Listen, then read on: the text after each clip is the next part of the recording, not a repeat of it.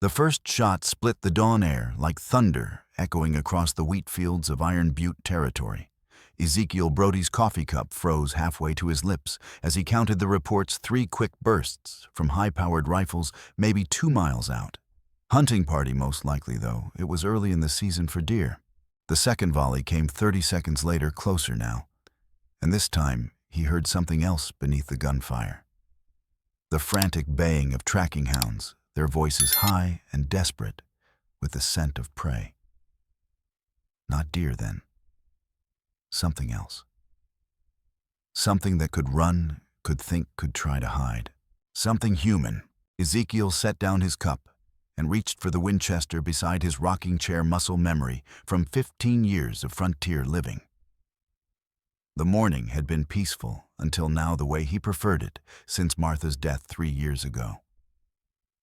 No visitors, no complications, just him and the endless expanse of golden grain that whispered secrets to the wind. Movement in the wheat caught his eye, a disturbance in the perfect rose stalks, bending and snapping as something crashed through them. The dogs were closer now, their baying wild with excitement. Whatever they were tracking was running hard, running scared, running out of time. Then she emerged from the grain like a ghost made flesh. Ezekiel's breath caught in his throat. The figure stumbling toward his porch couldn't have been more than 16, her bare feet leaving dark prints in the dust. Her head was shaved raw as a newborn skull, but it was the word carved deep into her scalp that made his hands shake on the rifle stock. Thief. The letters were infected weeping yellow pus that had dried in crusty trails down her hollow cheeks. She moved like a broken marionette, each step a monumental effort that threatened to topple her forward. Her clothes, if the tattered rags could be called that, were soaked with blood from a wound in her left shoulder, the fabric clinging to her skeletal frame like burial shrouds. The sound of horses joined the dogs, now hoofbeats pounding across the hard earth in perfect rhythm. Professional riders moving fast and purposeful. The girl heard them too, her head turning toward the sound, with the mechanical precision of a hunted animal checking for predators.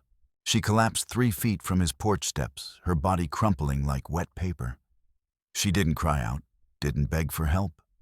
She simply lay there, her chest rising and falling in shallow gasps, her eyes staring at the approaching dust cloud with an expression Ezekiel had never seen before.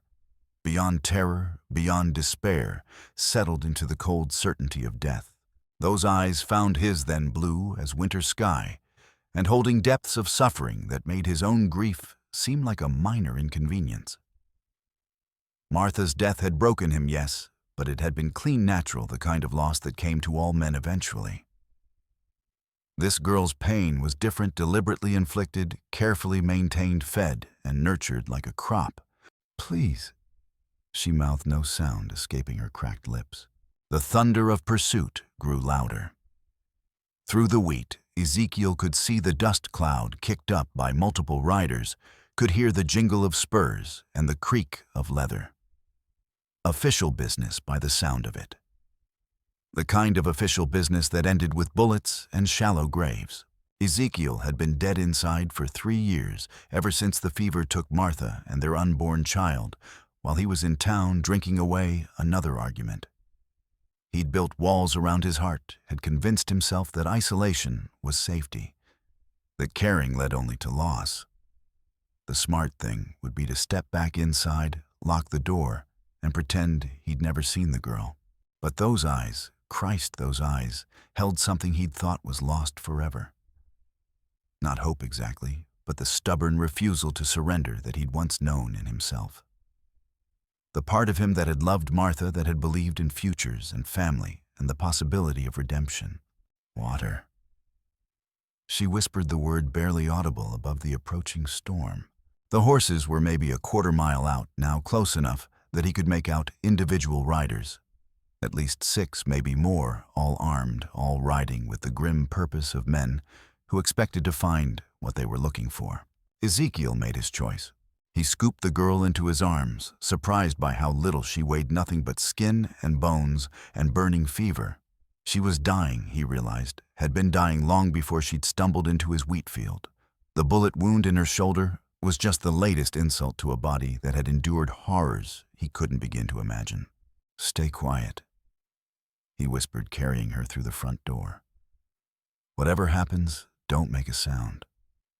The inside of his house was sparse, functional, the home of a man who'd given up on comfort when he'd given up on hope. He laid her on Martha's old sewing table, the surface sturdy enough to support her weight, the window light good enough to see by. A water pitcher sat on the kitchen counter, and he filled a tin cup with hands that shook despite his best efforts. Her lips were cracked and bleeding, her tongue swollen with thirst. He tilted the cup carefully, letting water trickle between her lips. She swallowed greedily, some of the terrible tension leaving her face. And for a moment, she looked almost human, instead of like something that had crawled out of hell. The sound of hoofbeats filled the yard outside. Ezekiel counted at least 6 horses, maybe more, their riders dismounting with practiced efficiency. Through the window, he could see a tall man in a star and circle badge directing the others, his pale eyes scanning the property with predatory calculation. "Brody." The voice carried the authority of a man used to being obeyed. "Sheriff Malcolm Thorne, come on out. We need to talk." Ezekiel knew the name, if not the face. Thorne had been elected sheriff 3 times, running always by wide margins, always with promises of protection from the lawlessness that plagued other territories. He was handsome in a cold way, with silver hair that caught the light like polished steel, and eyes that missed nothing. The girl's hand gripped Ezekiel's wrist with surprising strength, her nails digging into his skin. "Don't," she whispered, her voice barely audible. "Please don't." But there was no choice now. The blood trail leading to his door was plain as day, and Thorne's men were already spreading out across the property, checking the barn, the well house, the small outbuildings that dotted the land. If he didn't cooperate, they'd tear the place apart looking for her. "I'm going outside," he told her, gently loosening her grip. "You stay put. Don't move, don't breathe loud, don't do anything to give yourself away." He checked his rifle, made sure there was a round in the chamber, and stepped onto the porch. Sheriff Thorne stood in the yard with 5 deputies at their weapons drawn, but not quite pointed at the house. The message was clear enough: cooperation would be rewarded, resistance would be met with force. "Sheriff." Ezekiel nodded, keeping his voice level. "What brings you out this way?" Thorne's smile was sharp as a blade. "We're hunting a dangerous fugitive, Brody. Escaped from custody last night. Young woman, maybe 16, armed and extremely dangerous. We have reason to believe she might have headed this direction. What makes you think that?" "Blood trail, bullet wound, and these." Thorne held up a pair of iron shackles, the metal still stained with what looked like dried blood. "Found them about a mile back, along with clear signs of a struggle. Someone was running hard, bleeding heavy." Ezekiel felt sweat beading on his forehead despite the morning chill. "Can't say I've seen anyone like that, Sheriff. Been pretty quiet out here." "I'm sure it has." Thorne's gaze never left Ezekiel's face, searching for any tell, any sign of deception. "Mind if we take a look around, just to be sure she hasn't taken shelter somewhere on your property?" It wasn't really a question. Thorne was already gesturing to his men, who began moving toward the house with professional efficiency. 2 headed for the front door, 2 more around back, the 5th positioning himself where he could watch the windows. "Of course not," Ezekiel said, though every instinct screamed at him to grab his rifle and start shooting. "Nothing to hide here. Appreciate your cooperation." Thorne's voice carried a note of satisfaction. "This girl we're hunting, she's not just a thief. She's a killer. Set fire to a building in town, might have killed innocent people. We need to bring her in before she hurts anyone else." The lie came so smoothly, so naturally, that Ezekiel almost believed it. But he'd seen the girl's eyes, had felt the weight of her broken body. Whatever she was, whoever she'd been, she wasn't a killer. At least, not the kind Thorne was describing. What did she steal? Ezekiel asked, genuinely curious. Thorne's smile grew colder. That's official business. But I will say this, she took something that doesn't belong to her. Something that could cause considerable trouble if it fell into the wrong hands. A shout from inside the house cut through the conversation. One of Thorne's deputies was calling for attention, his voice tight with excitement. "Sheriff, you need to see this." Thorne's hand dropped to his gun butt. "What is it, Davies?" "Blood trails, sir. Fresh one leading right through the front room to the kitchen. And there's more looks like someone tried to clean it up, but didn't do a very good job." Ezekiel's heart hammered against his ribs. In his haste to get the girl inside, he'd forgotten about the blood she'd left behind. Now it was leading Thorne's men straight to her hiding place, wherever that might be. "Interesting," Thorne murmured, his pale eyes fixed on Ezekiel's face. "Blood trail leading right into your house, Brody. Care to explain that?" Before Ezekiel could answer, gunshots erupted from the direction of town. 3 sharp cracks followed by a longer burst of rifle fire that echoed across the plains like rolling thunder. The sound was urgent, desperate, the kind of shooting that meant serious trouble. Thorne's head snapped toward the sound, his body tensing. "Shit. Davies Moore with me." Keller finished searching the house. He swung into his saddle, spurring his horse toward the gunfire.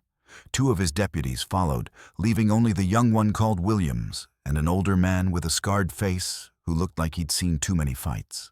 As the dust settled, Ezekiel realized the girl had bought herself time, but not much. The blood trail was still there, plain as day, and the 2 remaining deputies were already following it with grim determination. Williams looked nervous, his hands shaking on his rifle. But Keller moved with the steady confidence of a man who'd done this kind of work before. "Step aside, Brody." Keller said, his voice gravelly from years of tobacco and whiskey. "We're going to search your house, and we're going to do it thoroughly. You got a warrant for that?" "Don't need one. We're in hot pursuit of a dangerous fugitive. That gives us all the authority we need." Keller's scarred face split into a grin that held no warmth. "Of course, if you're innocent, you got nothing to worry about." The sound of more gunfire drifted across the plains, but it felt different now. Deliberate, controlled, almost like signals being sent. Williams jumped at each shot, his weapon swinging wildly, but Keller seemed unperturbed by the distant battle. "Tell you what," Ezekiel said, his mind racing. "How about I go in first, make sure everything's safe.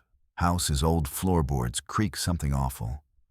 Wouldn't want you boys to fall through and hurt yourselves." "Nice try," Keller replied. "But we're not that stupid. Williams, you take the back door. I'll go through the front. We'll squeeze whoever's in there between us." Williams hurried around the side of the house, his boots crunching on gravel. Keller waited until he was in position, then gestured for Ezekiel to lead the way inside. The main room was exactly as Ezekiel had left it. Sparse furniture dust motes dancing in the morning light, Martha's sewing table positioned by the window. But the girl was gone, vanished as if she'd never existed.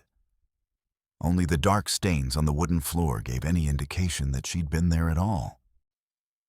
"Kitchen," Keller ordered, following the blood trail with professional interest.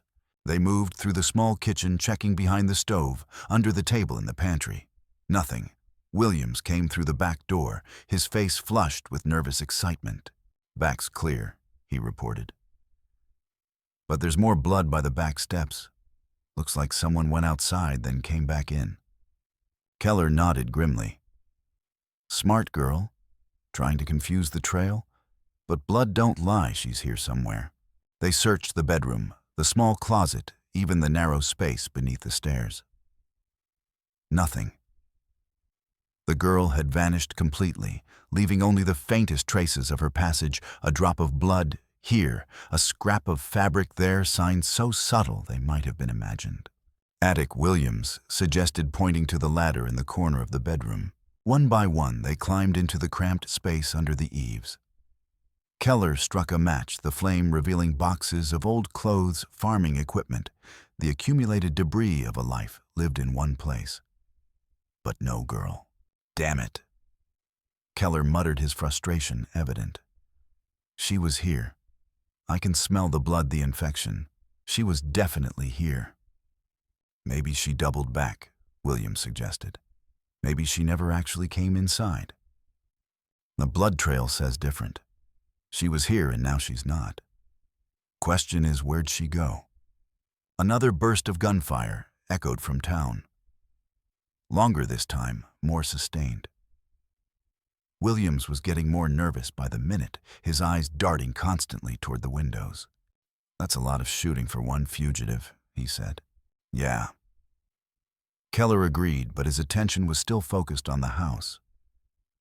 There's something we're missing. Gotta be a root cellar storm shelter something. Ezekiel's mouth went dry. There was indeed a root cellar accessed through a trap door in the kitchen floor. But how could the girl have known about it?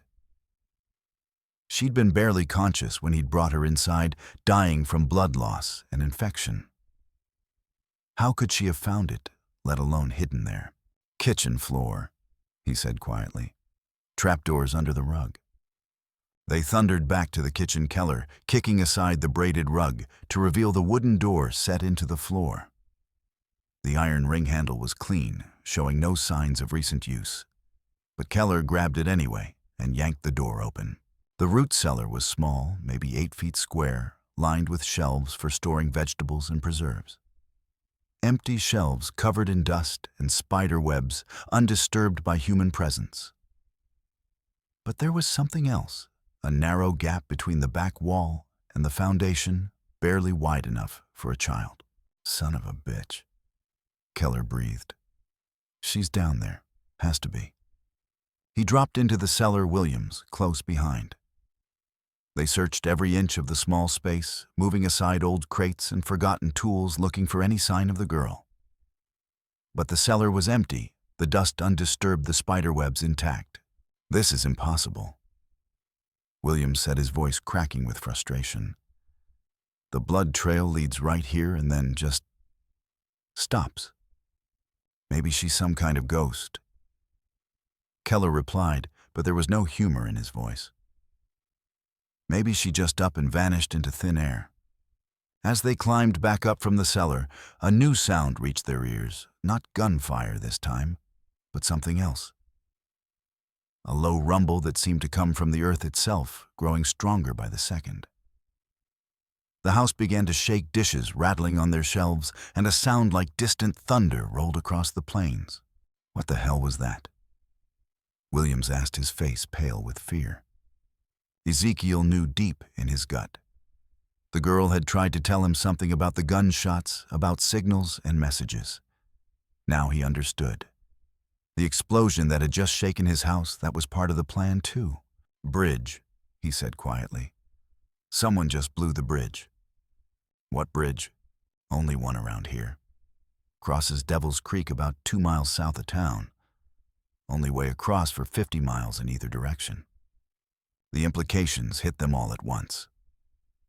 If the bridge was gone, then Sheriff Thorne was trapped on the far side with most of his men. And whoever had set the explosives, whoever had been sending signals with gunfire, they were still out there, still moving, according to some larger plan. We need to get back to town, Williams said, panic creeping into his voice. We need to report this, get reinforcements. Too late for that. Keller interrupted. He was staring out the kitchen window, his scarred face grim. We got company. Through the glass, Ezekiel could see riders approaching from multiple directions. Not the hurried, desperate flight of men responding to an emergency, but the steady, purposeful advance of a coordinated force. They moved with military precision, covering every angle, every escape route. How many? Williams asked, his voice barely above a whisper. Too many, Keller replied. And they're not here to help us. A woman's voice called out from the yard, strong and clear despite the distance. Deputies, this is Deputy Marshal Sarah Chen. You're surrounded. Come out with your hands up. Williams dropped his rifle immediately, his hands shooting into the air. Don't shoot, we surrender. But Keller was made of sterner stuff. His hand moved to his gun, his body tensing for action. Like hell we do. These aren't real marshals. Real marshals don't blow up bridges. They are real. Ezekiel said quietly. And they're here for the girl. What girl? She's not here. We searched everywhere. She's here. Ezekiel repeated, his eyes fixed on the gap between the kitchen wall and the stove. It was barely visible, a shadow within shadows. But he could see it now, the narrow space where Martha used to hide Christmas presents, back when they'd believed in futures and surprises. Clara, he called softly. It's okay. These are the good guys. For a moment, nothing happened. Then the gap seemed to shift, and she emerged like a ghost made flesh. Her fever had worsened during the search, her skin burning hot to the touch, but her eyes were clear and focused. Thank you, she whispered, her voice barely audible. Thank you for not giving up on me. Sarah Chen entered the kitchen moments later, her rifle ready, but not threatening. She was young, maybe 25, with short brown hair and intelligent eyes that missed nothing. Her badge was real, her authority genuine, and the relief on her face when she saw Clara was unmistakable. Jesus, kid, she said, holstering her weapon. You look like hell. Feel worse, Clara replied, but she was smiling. The ledger, did you get the ledger? What ledger? Clara's hands moved to her ragged clothes, feeling along the seams with practiced efficiency. Sewn into the lining, she explained. Everything you need to bring down the network. Within minutes, they had the book free, a small leather journal, its pages filled with careful handwriting. Sarah's eyes widened as she flipped through it, her expression shifting from interest to amazement to cold fury. Dear God, she breathed. This is everything. Names, locations, financial records, the whole damn operation. The what operation? Ezekiel asked, though he was beginning to suspect he already knew. Human trafficking, Sarah replied, her voice tight with controlled anger. Children mostly. They brand them to break their spirits, make them easier to control. Clara here escaped 3 nights ago along with 2 other girls. She's the only one who made it out alive. The words hit Ezekiel like a physical blow. This child, this broken, bleeding child, had been merchandise property, a commodity to be bought and sold. And he'd been ready to turn her away, to let her die on his porch, rather than risk his own comfortable isolation. Sheriff Thorne, he asked, part of it. Maybe the biggest part, at least in this territory. But there are others, judges, politicians, federal marshals. It goes all the way to the top. Clara's hand found Ezekiel's, her fingers cold despite the fever.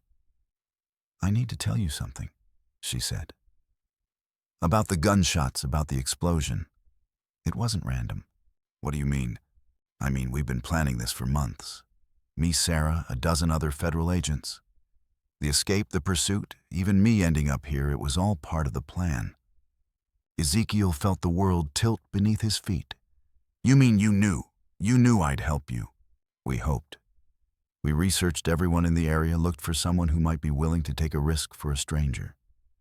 Your wife's death, your isolation, your reputation for fairness, it all suggested you might be the kind of man who'd do the right thing. And if I hadn't, Clara's smile was sad, but genuine. Then I'd have died on your porch, and Sarah would have found another way to get the evidence to the right people. But you did help. You chose to see me as a person instead of a problem.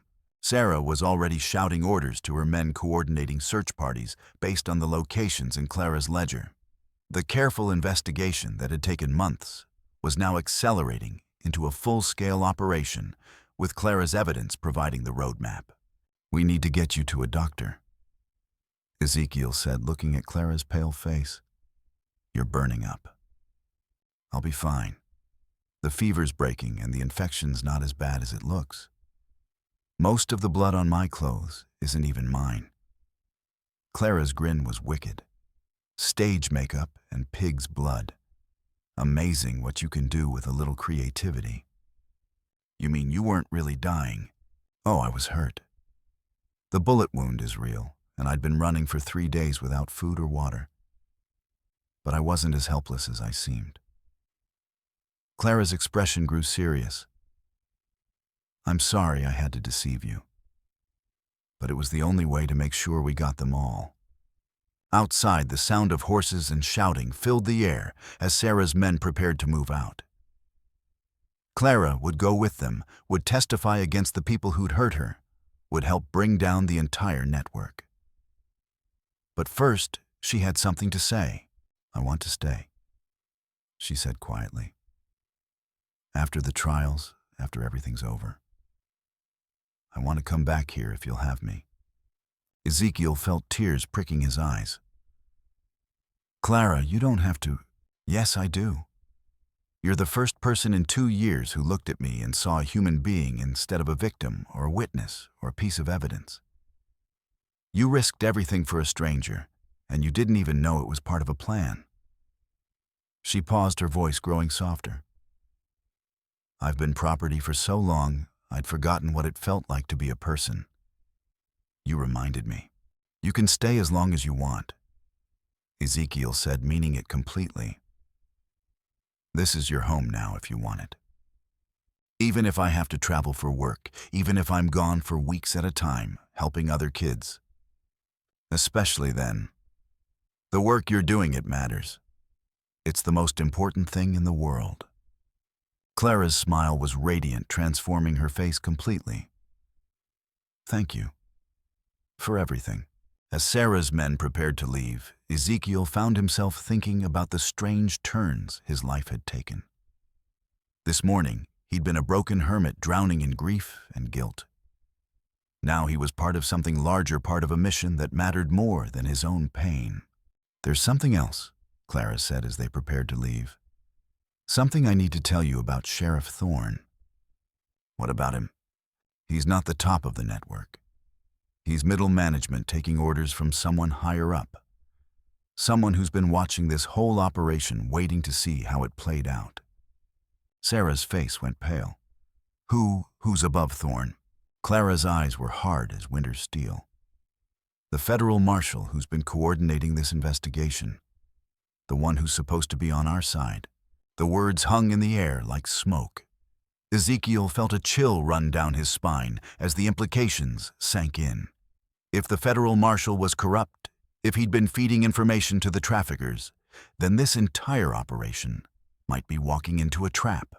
"Marshal Crane," Sarah whispered. "Jesus Christ, it's Marshal Crane."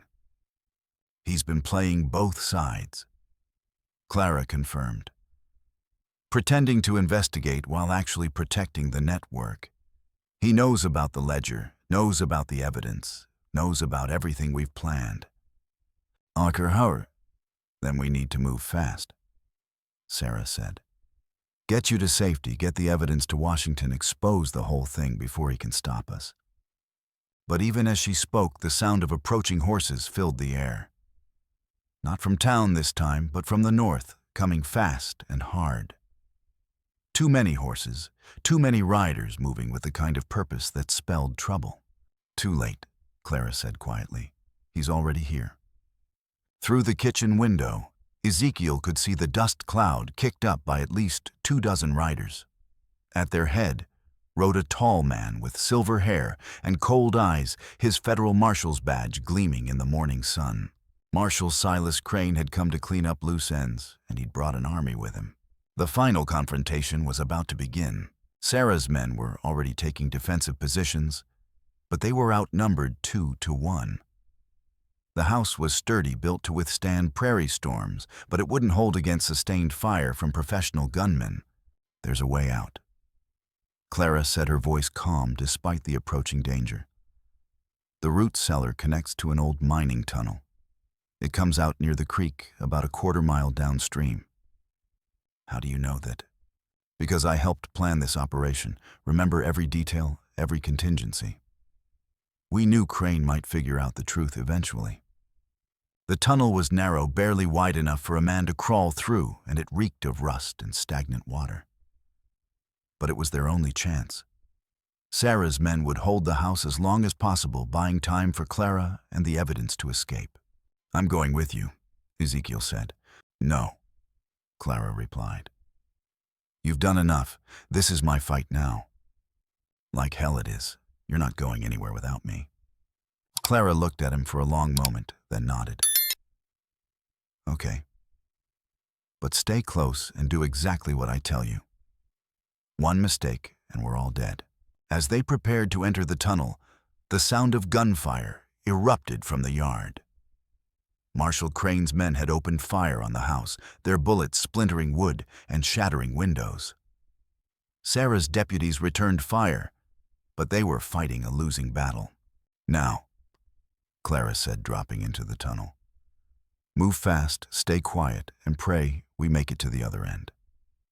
The tunnel stretched ahead of them, dark and narrow, and filled with the promise of either salvation or death. There was no way to know which until they reached the end. But as they crawled through the darkness, Ezekiel felt something he hadn't experienced in years: hope, not just for himself, but for Clara, for the children who would be saved, for the possibility that evil could be defeated and justice could prevail. It wasn't much, but it was enough. For now it was everything. The tunnel seemed to go on forever, a claustrophobic nightmare of rusted metal and seeping water. Clara moved ahead of him with surprising speed, her small frame allowing her to navigate the narrow space more easily than his larger body. Behind them, the sound of gunfire grew muffled, but more intense, suggesting that Sarah's men were fighting for their lives. How much further? Ezekiel gasped, his knees and elbows raw from crawling across the rough metal. "Not far," Clara replied, though her voice was strained with effort. "Maybe 50 more yards." The tunnel began to slope upward, and Ezekiel could smell fresh air ahead and the scent of grass and water and freedom. They were going to make it, going to escape the trap that Marshal Crane had set for them. Then Clara stopped so suddenly that Ezekiel nearly collided with her. "What is it?" he whispered. "Light," she replied, her voice tight with fear. "There's light ahead. Too much light." Ezekiel squinted into the darkness and saw what she meant. The tunnel exit was illuminated by what looked like torches or lanterns casting dancing shadows on the walls. Someone was waiting for them. "Crane's men?" he asked. "Maybe. Or maybe it's something else." Clara's voice was thoughtful, calculating. "There's only one way to find out."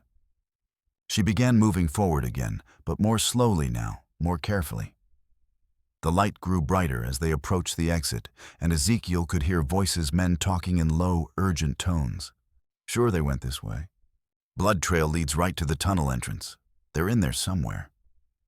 What if they doubled back? Then we'll find them. Crane wants this cleaned up, no loose ends." Clara held up her hand, signaling for silence. She pointed to herself, then to the tunnel exit, indicating that she would go first. Ezekiel wanted to argue, wanted to protect her, but he knew she was better trained for this kind of situation. She crept forward until she was just inside the tunnel mouth, then peered out carefully. What she saw made her whole body tense. 4 men, she whispered, armed with rifles positioned around the creek. "They're waiting for us." "Can we go back?" "No. The tunnel's filling with smoke from the house fire. Sarah's men are either dead or captured, and the whole place is burning." Ezekiel felt despair settling over him like a shroud. They'd come so far, had been so close to freedom, only to be trapped like rats in a hole. "There's another way," Clara said quietly. "But you're not going to like it." "What way?" "I surrender. Give myself up. Let them take me back to Crane. While they're distracted, you slip out and get the evidence to the real authorities." "Absolutely not. It's the only way to—" "No," Ezekiel said firmly. "We're in this together. Both of us make it out, or neither of us does. Clara looked at him with something like wonder. You really mean that? I really mean that. She was quiet for a moment, thinking. Then her face lit up with a smile that was half admiration, half pure mischief. Okay, she said, but we're going to have to get creative. 20 minutes later, Ezekiel emerged from the tunnel with his hands raised high above his head. The 4 gunmen immediately trained their weapons on him, their faces tense with the anticipation of violence. Don't shoot, he called out. I'm unarmed. Where's the girl? One of them demanded. Dead. Ezekiel replied, letting his voice crack with emotion. She died in the tunnel. Infection, blood loss. I tried to save her, but... You're lying. Check for yourself. She's about 20 yards back where the tunnel narrows. Too narrow for me to bring her body out. 2 of the men exchanged glances. Then one of them started toward the tunnel entrance. Cover me, he said. If this is a trick, it's not a trick, Ezekiel said, allowing tears to flow down his cheeks. She was just a kid. She deserved better. The gunman disappeared into the tunnel, his lantern casting crazy shadows on the walls. Ezekiel counted to 10, then 20, then 30. Where was Clara? The plan had been for her to. The explosion was small, but perfectly placed, bringing down a section of the tunnel roof and trapping the gunman inside. The other 3 men spun toward the sound, their weapons swinging away from Ezekiel for just a moment. That moment was all Clara needed. She emerged from the creek like a water spirit, her wet clothes clinging to her thin frame, the captured gunman's rifle in her hands. She'd slipped out of the tunnel while the men were focused on Ezekiel, had swum downstream and circled back through the tall grass. Drop your weapons, she shouted, her voice carrying absolute authority despite her youth. The gunman hesitated, uncertain how to respond to a 16-year-old girl with a rifle. That hesitation cost them. Clara's first shot took out the man closest to Ezekiel. Her second dropped the one reaching for his gun. The third man threw down his weapon and raised his hands. Please, he said, I got a family. So did I. Clara replied, her voice cold as winter steel. Before your boss had them killed. She approached the surrendering gunman with the rifle trained on his chest. You're going to take us to Marshal Crane. You're going to walk us right into his camp, and you're going to tell him that you captured us. He'll know something's wrong. Maybe, but by then it'll be too late. The gunman's name was Pike, and he was more frightened of Clara than he was of Crane. She had that effect on people, the ability to project an aura of controlled violence that made grown men nervous. It was a skill she'd learned in captivity, a survival mechanism that had kept her alive when nothing else could. How many men does Crane have? She asked as they walked through the tall grass toward the marshal's camp. A couple dozen, Pike replied, plus whatever's left of Sheriff Thorne's deputies. Weapons. Rifles, pistols, couple of shotguns. Nothing fancy, but they know how to use them. What about the children? The other victims? Pike's face went pale. What children? Don't play dumb with me, Clara said, pressing the rifle barrel against his ribs. Crane's been running a trafficking operation for years. Where are the kids he's holding? I don't know about any kids. I just follow orders, collect my pay. Clara's eyes narrowed. You're lying. I swear I'm not. Crane keeps that side of the business separate. Different men, different locations. I just handle security, make sure nobody asks the wrong questions. Ezekiel studied Pike's face, looking for signs of deception. The man was terrified, his hands shaking, sweat beading on his forehead, despite the cool morning air. But there was something else in his expression. Genuine confusion, as if he really didn't know about the children. He's telling the truth, Ezekiel said quietly. Crane compartmentalized his operation. Pike here is just hired muscle. Clara lowered the rifle slightly. Then you're going to help us find the real monsters? I can't. You don't understand. Crane will kill me if he finds out I helped you. And I'll kill you if you don't. Clara replied matter-of-factly. Choose. Pike chose wisely. Marshal Crane's camp was situated in a natural depression about a mile from Ezekiel's burning ranch, hidden from view by a ring of low hills. Smoke from cooking fires drifted up into the morning sky, and the sound of men's voices carried on the wind. It looked like a military operation, organized, efficient, deadly. Sentries, Clara asked. 2 on the south ridge, 2 more on the north. They're watching the approaches, but they're not expecting trouble from this direction. Good. Pike, you're going to walk us right into camp. Tell Crane you found us hiding in the creek bed, that we surrendered without a fight. Can you do that? Pike nodded reluctantly. What happens to me afterward? That depends on how well you perform. They made their way down into the depression, Pike leading the way, with his hands bound behind his back in a way that looked convincing, but could be quickly undone. Clara and Ezekiel followed, their weapons concealed but ready. The camp was exactly what Ezekiel had expected, a collection of professional killers lounging around their fires, cleaning their weapons, talking in low voices about money and violence. These weren't lawmen, despite the badges some of them wore. They were mercenaries, hired guns, the kind of men who killed for profit and slept soundly afterward. Marshal Crane sat in the center of the camp, his silver hair gleaming in the firelight, his cold eyes surveying his domain with satisfaction. He was a big man, built like a prize fighter, with hands that had seen violence and a face that showed no mercy. Well, well, he said as Pike approached with his prisoners. Look what the cat dragged in. Found them hiding by the creek, Marshal. Pike said, his voice steady despite his fear. Girl tried to run, but she's hurt bad. Didn't get far. Crane's pale eyes fixed on Clara, studying her with the intensity of a predator evaluating prey. Miss Clara Hendricks, you've led us quite a chase. Marshal, Clara replied, her voice neutral. I have to admit, I'm impressed. The tunnel, the fake blood trail, the coordinated attack on the house, very professional. You've learned well from your federal friends. What federal friends? Crane's smile was sharp as a blade. Please, Miss Hendricks, don't insult my intelligence. You think I don't know about Deputy Marshal Chen and her little task force? You think I haven't been watching them for months?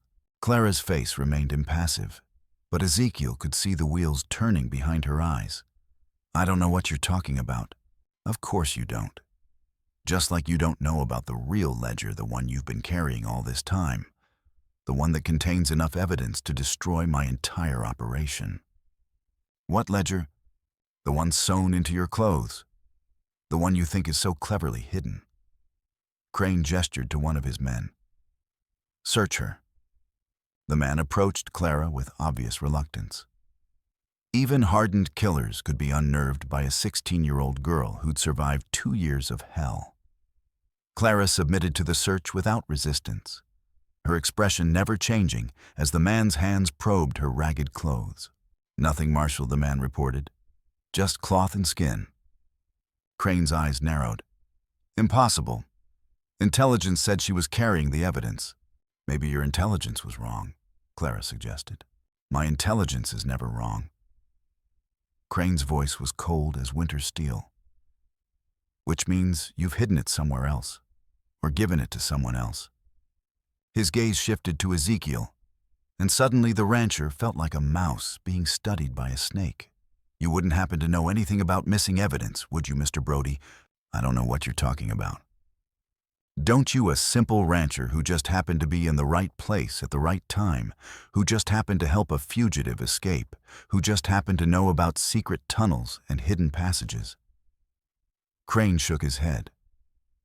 I don't believe in coincidences, Mr. Brody. Sometimes shit just happens. Sometimes it does. But not this time.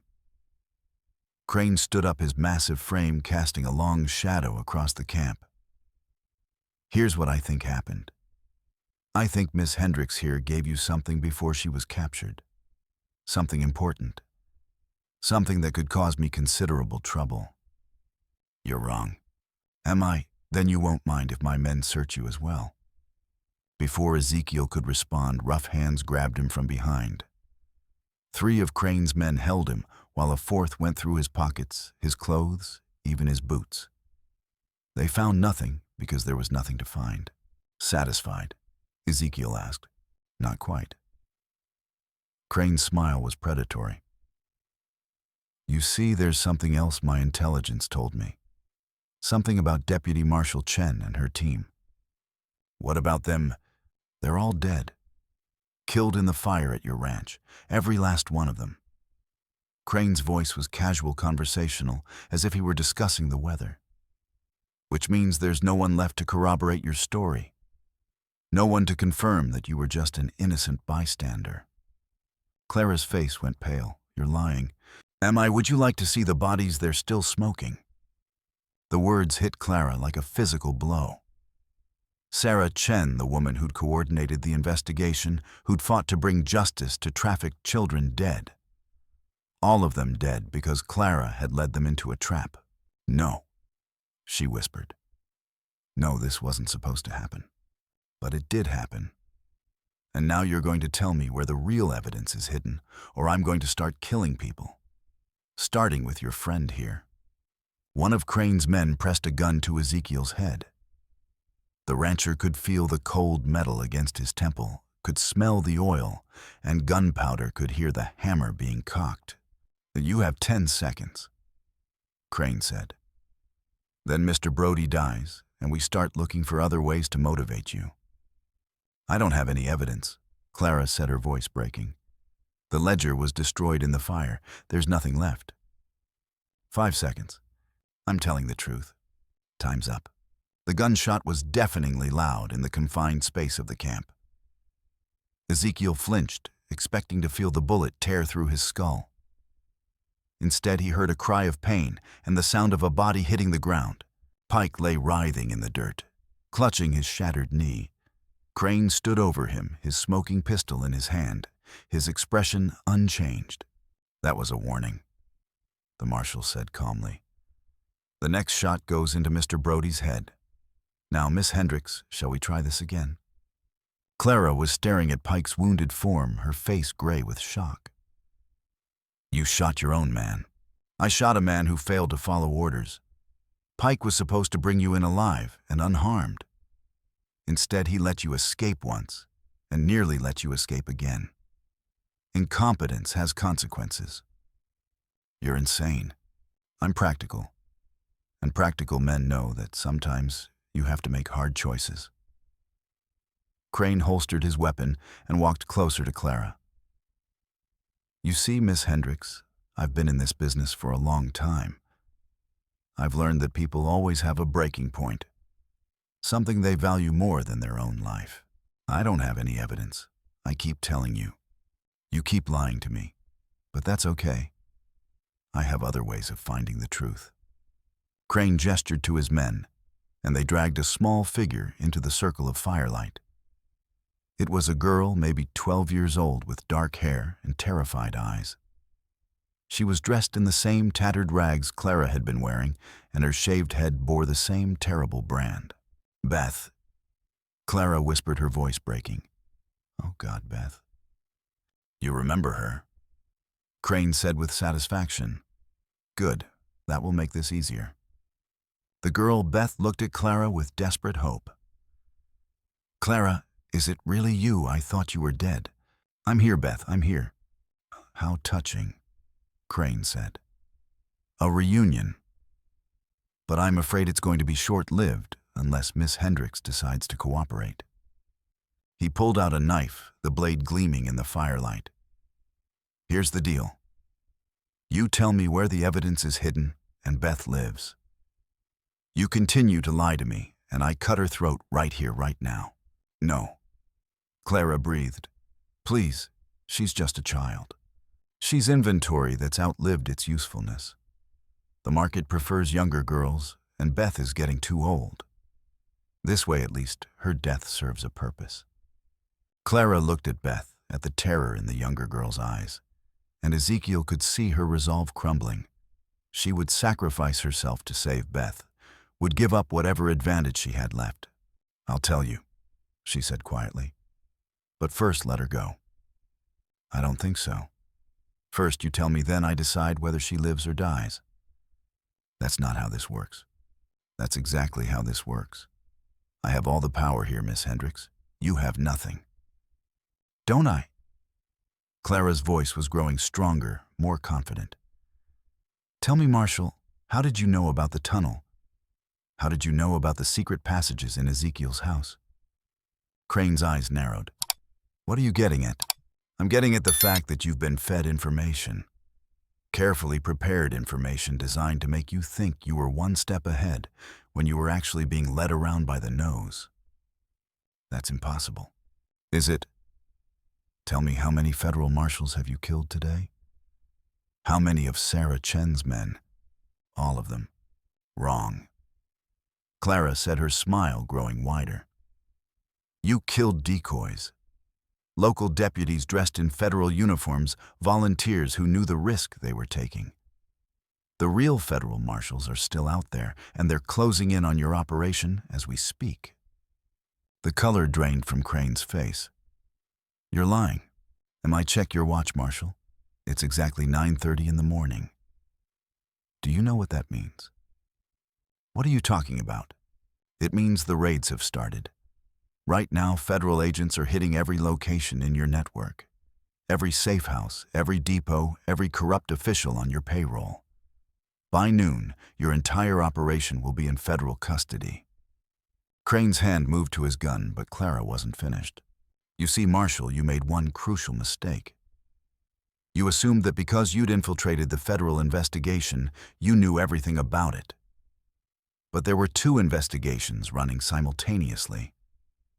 The official one, which you knew about, and the real one, which you didn't." "That's impossible, I would have known." "Would you tell me who recruited you for the trafficking network, who first approached you about joining the operation?" Crane's face went white. That's classified." "It was Deputy Marshal Sarah Chen, wasn't it?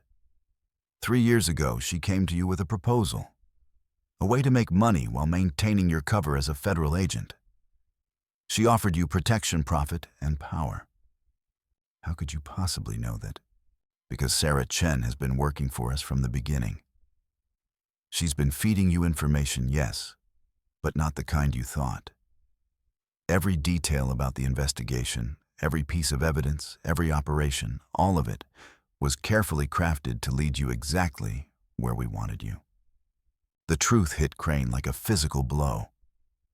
He'd been manipulated, controlled, led step by step into a trap of his own making. The corrupt federal marshal was just another pawn in a game he'd never understood. "You're lying," he said, but his voice lacked conviction. "Am I? Then why haven't you received any reports from your other operations? Why haven't your spotters checked in from the railroad junction? Why is the only communication you've had all morning coming from your own men?" Crane's eyes darted around the camp looking for reassurance from his subordinates. But their faces showed only uncertainty, doubt, the beginning of panic. "Because your network is gone," Clara continued. "Every last piece of it. The only thing left is you and the men in this camp. And in about 10 minutes, federal agents are going to come over those hills and finish the job. Then we kill you now and run. Run where the bridges are blown, the roads are blocked, and there are federal agents at every border crossing within 100 miles. You're trapped, Marshal. The only question is whether you surrender peacefully or die fighting." Crane raised his gun, pointing it directly at Clara's head. "You talk too much, little girl." "Maybe, but I talk long enough." The sound of approaching horses filled the air, not from one direction, but from all directions. Federal agents crested the surrounding hills, their rifles trained on the camp below. They'd been waiting, watching, letting Clara talk while they got into position. "Federal agents," a voice called out. "You're surrounded. Drop your weapons and surrender." Crane's men looked around wildly, their weapons swinging toward the surrounding hills. But they were outnumbered 3 to 1, caught in a crossfire with no escape routes. "Shit," one of them muttered. We're fucked. Not yet, Crane snarled. He grabbed Beth, pressing the knife to her throat. Nobody moves or the girl dies. Let her go, Crane. The voice belonged to Deputy Marshal Sarah Chen, who was very much alive despite Crane's claims. It's over. Your entire network is in federal custody. Sarah, Clara called out, you're supposed to be dead. Reports of my death have been greatly exaggerated, Sarah replied. Though I appreciate the dramatic effect, Crane's face was a mask of fury and desperation. You planned this, all of it, from the beginning. From the beginning, Clara confirmed. Every escape, every pursuit, every narrow miss, all of it, was designed to draw out the corruption in your organization. You played your part perfectly. Then you're all going to die for it. But as Crane raised the knife preparing to slash Beth's throat, a gunshot rang out from the hills. The marshal's body jerked, the knife flying from his hand. He staggered backward, clutching his shoulder, blood seeping through his fingers. Ezekiel stood 20 feet away, Pike's discarded rifle smoking in his hands. The rancher had slipped his bonds during the confusion, had grabbed the wounded man's weapon, and had put a bullet exactly where it needed to go. That's for every child you've hurt, he said quietly. Crane fell to his knees, his face gray with shock and pain.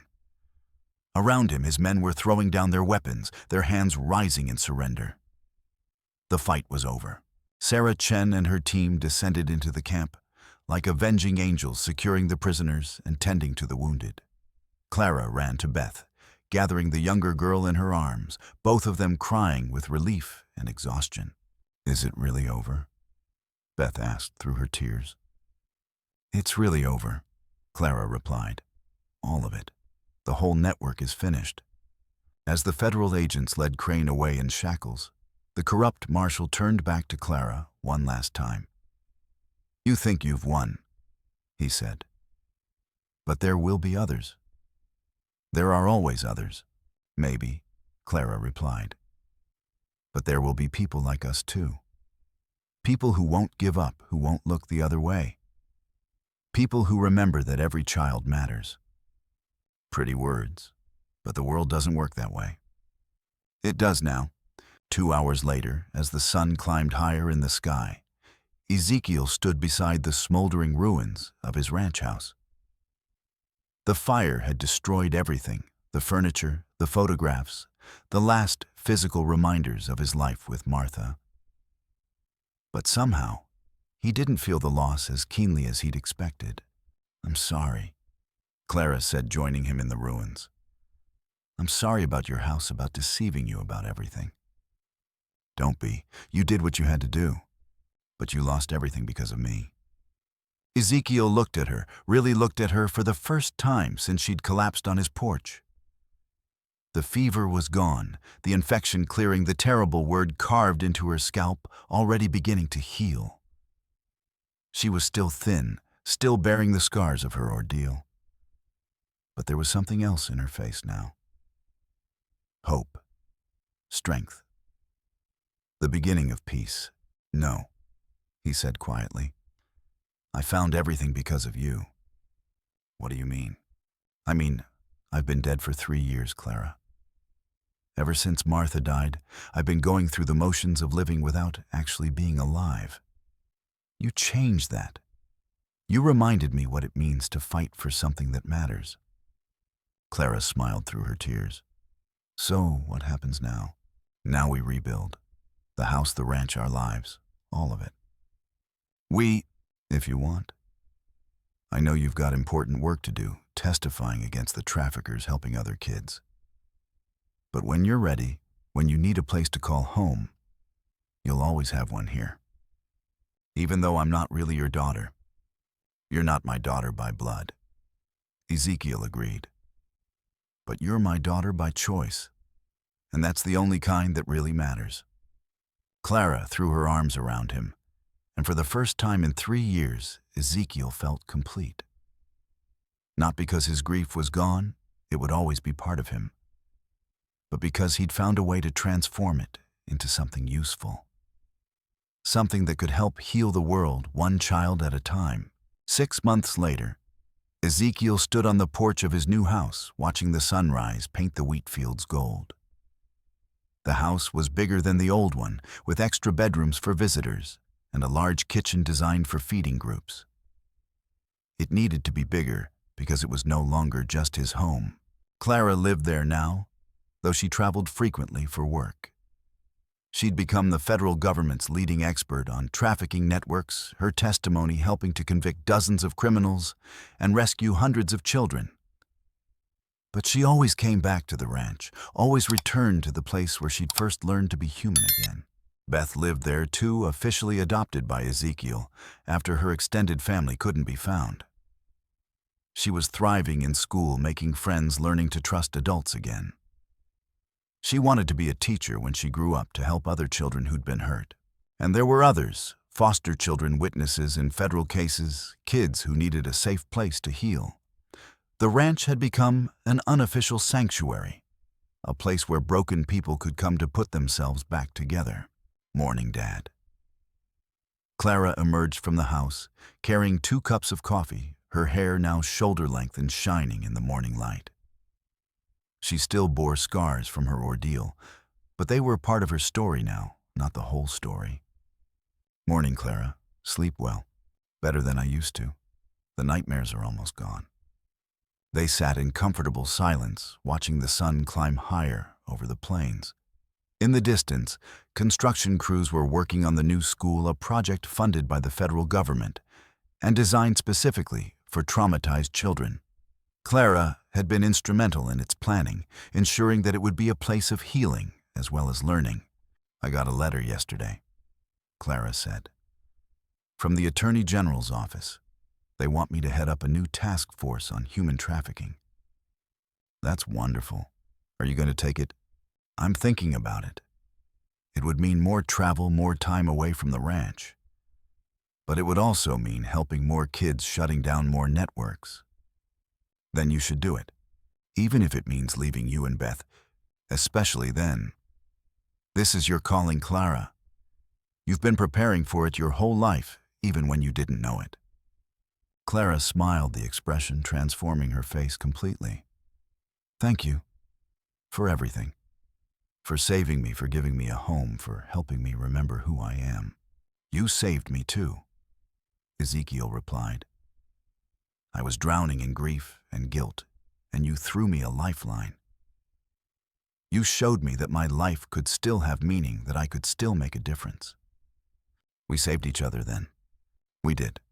As the morning wore on, they talked about practical things, the ranch, the school, the children who would be coming to live with them. But beneath the mundane conversation, Ezekiel felt a deep sense of contentment. He'd found his purpose, his family, his reason for living. The broken rancher and the girl who'd been marked for death had found each other and chosen to build something beautiful from the ashes of their pain. It wasn't a perfect life, and it never would be. But it was a life worth living, a life that mattered. And that was enough. That was everything. The sun climbed higher, painting the sky in shades of hope and possibility. In the distance, the sound of children's laughter carried on the wind, Beth and her friends playing in the new playground that had been built behind the house. It was a sound that would have been impossible 6 months ago when the world had seemed dark and hopeless. But now, with evil defeated and justice served, with broken people healing and lost children finding their way home, the laughter seemed like the most natural thing in the world. The future stretched ahead of them, full of challenges and opportunities, sorrows and joys. But whatever came, they would face it together as a family, as a team, as people who had learned that love was stronger than hate, that hope was more powerful than despair. The story of their first meeting had ended, but the story of their family was just beginning. And it would be a story worth telling, a story that proved that even in the darkest places, light could still prevail. The courtroom was packed to capacity, every seat filled with reporters, federal agents, and families of victims. At the prosecution table sat Clara Hendricks, now 21 years old, and the youngest federal prosecutor in the territory's history. Her hair was pulled back in a professional bun, her scars hidden by carefully applied makeup, but her eyes still held the steel that had kept her alive through 2 years of hell. "The ladies and gentlemen of the jury," she said, her voice carrying clearly through the packed courtroom. "Over the past 3 weeks, you've heard testimony about a network of evil that operated in our territory for nearly a decade. You've heard from survivors, from federal agents, from reformed criminals who chose to testify against their former associates." She paused, her gaze sweeping across the jury box. "But today, I want to talk to you about something else. I want to talk to you about hope." In the gallery, Ezekiel sat with Beth, now 17, and preparing for college. The girl who'd once been terrified of her own shadow was now student body president, captain of the debate team, and bound for law school herself. She watched Clara with obvious pride, her eyes bright with admiration for the woman who'd saved her life. The defendants in this case believed that children were property. Clara continued. They believed that innocence was a commodity to be bought and sold, that pain was a tool to be used for profit. They were wrong then, and they're wrong now. At the defense table, the last remaining members of the trafficking network sat in shackles. Marshall Crane was already serving life in federal prison, his empire dismantled piece by piece over the past 5 years. These men were the final loose ends, the last remnants of a system that had caused immeasurable suffering. Every child matters. Clara said, her voice growing stronger with each word. Every life has value. Every survivor deserves justice. And every person who profits from the suffering of innocence deserves to face the full consequences of their actions. She turned to look directly at the defendants, her gaze unwavering. "You tried to break us. You tried to make us forget that we were human beings with dignity and worth. You failed. We survived. We healed. We built new lives from the ashes of what you tried to destroy." The jury deliberated for less than an hour. When they returned, the foreman stood with a piece of paper in his trembling hands. "We, the jury, find the defendants guilty on all counts." The courtroom erupted in cheers and applause. Clara closed her eyes for a moment, feeling the weight of 5 years of preparation and testimony and sleepless nights finally lifting from her shoulders. It was over. All of it. The network was destroyed, the criminals were behind bars, and the children were safe. After the sentencing life in prison for all defendants, Clara found herself on the courthouse steps, surrounded by reporters and well-wishers. But her eyes were searching for only 2 faces in the crowd. Clara. Beth broke through the press of people throwing her arms around the older girl. "You did it. You actually did it." "We did it," Clara corrected, hugging her tight. "All of us, together." Ezekiel was there, too, older now, his hair gone completely gray, but his eyes bright with pride. "I'm so proud of you," he said simply. "Martha would have been too." "Thank you," Clara replied, and she meant it with every fiber of her being. "For everything. For saving me, for giving me a family, for believing in me when I couldn't believe in myself." "What's next?" Beth asked. "I mean, after all this is over." Clara smiled, the expression transforming her face completely. "Home," she said. "We go home." The ranch was exactly as they'd left it. Golden wheat swaying in the evening breeze, the new house warm and welcoming, the playground empty, but ready for the next group of children who would need a safe place to heal. It was a place of peace, of hope, of second chances. That night, as they sat on the porch, watching the stars come out, Clara found herself thinking about the journey that had brought them here. From that first morning when she'd collapsed in the wheat field, bleeding and broken, and certain she was going to die, to this moment of triumph and justice and family. "Do you ever wonder what would have happened if I'd never come here?" she asked Ezekiel. "Every day," he replied. "But not in the way you think." "What do you mean?" I mean, I wonder what would have happened to me. I was already dead inside Clara. I was just going through the motions of living. You didn't just save yourself when you came here, you saved me too. And I saved myself, Beth added, joining them on the porch. When Clara rescued me from that camp, she showed me that the world still had good people in it. That I could trust again, could hope again. Clara felt tears pricking her eyes. I was so scared that first morning. I thought I was going to die on your porch, and I was afraid that no one would remember me. That I'd just disappear like all the other children who'd been taken. But you didn't disappear, Ezekiel said gently. You survived. You fought. You made sure that every child in that network would be remembered. The memorial helps, Clara said, nodding toward the stone monument they'd erected in the front yard. Carved into the granite were the names of every child who'd been trafficked through the network, the ones who'd been rescued and the ones who hadn't. At the top, in letters that caught the moonlight, were the words, "They all mattered." It's not enough, Beth said quietly. Nothing we do will ever be enough to make up for what happened. No, Clara agreed. But it's what we can do. And sometimes that has to be enough. A comfortable silence fell over them, broken only by the sound of wind through the wheat and the distant call of a night bird.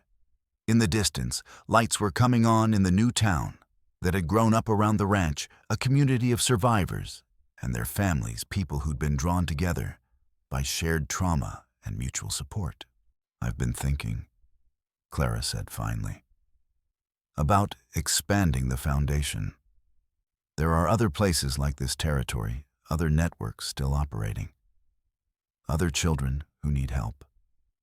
The Martha Brody Foundation is already making a difference, Ezekiel said. 17 rescue operations in the past year, 43 children brought home safely. But there are so many more, thousands of them all over the country. And we have the resources now, the experience, the connections. It would mean more travel, Beth pointed out. More time away from home. Home isn't a place, Clara said, looking around at the porch and the house, the family that had chosen each other out of necessity and love. Home is the people who matter to you. And no matter how far I travel, no matter how long I'm gone, I'll always come back here. Promise? Beth asked, and despite her 17 years, she sounded like the frightened 12-year-old Clara had rescued from Marshall Crane's camp. I promise, Clara said, meaning it completely. We're family, and family sticks together. They talked until the stars were bright overhead, making plans for the future, sharing memories of the past, simply enjoying each other's company. It was an ordinary evening, unremarkable in every way, except for the extraordinary love that bound them together. As the night grew late and they prepared to go inside, Clara found herself thinking about the girl who'd stumbled through the wheat field 5 years ago. That girl had been broken, terrified, certain that she was going to die alone and forgotten. She'd been wrong on every count. She hadn't died. She hadn't been forgotten. And she'd never been alone, not really. Even in the darkest moments, there had been people willing to fight for her, to risk everything to save a stranger. Thank you, she said quietly, her words carrying on the night wind. For what? Ezekiel asked. For seeing me. For seeing the person I could become instead of just the victim I was. Not thank you for letting me, he replied. For trusting me when you had every reason not to trust anyone. And thank you both for showing me what a family really looks like, Beth added. Not just blood relations, but people who choose to love each other. They went inside together, turning off the porch light, but leaving the memorial illuminated. The names carved in stone seemed to glow in the darkness, a reminder that some things were worth fighting for, worth dying for, worth living for. The broken rancher, the girl who'd been marked for death, and the child who'd been saved, they'd found each other in the darkest of circumstances and chosen to build something beautiful from the wreckage of their pain. It wasn't a perfect life, and it never would be. But it was a life filled with purpose, with love, with the unshakable conviction that every child mattered. The story of their first meeting had ended long ago, but the story of their family would continue for generations. It would be told in the children, they saved the networks, they destroyed the hope they spread to the darkest corners of the world. It would be a story of redemption and justice of love, conquering hate of light, prevailing over darkness. And in the end, that was more than enough. That was everything. The wheat whispered in the wind, carrying their story across the plains, a testament to the power of human compassion and the unbreakable bonds of family. The girl who'd been branded as a thief had become a force for justice. The rancher who'd been broken by grief had found new purpose. The child who'd been marked for death had learned to live again. They were home. They were family. They were proof that even in the darkest places, love could still prevail. And that was the end of their story. Not because it was over, but because it had become something larger than any single narrative could contain. It had become a legacy, a foundation, a promise that no child would ever be forgotten. No victim would ever be ignored. No trafficker would ever escape justice. The stars shone down on the ranch, on the memorial, on the family that had chosen each other out of love and necessity. In the morning, there would be new challenges, new children to save, new networks to destroy. But tonight, there was only peace, only love, only the quiet satisfaction of a job well done. The broken rancher and the girl who'd been marked for death had found each other and chosen to heal. Together, they'd built something beautiful from the ashes of their pain. Together, they'd proved that love was stronger than hate, that hope was more powerful than despair. Together, they'd won.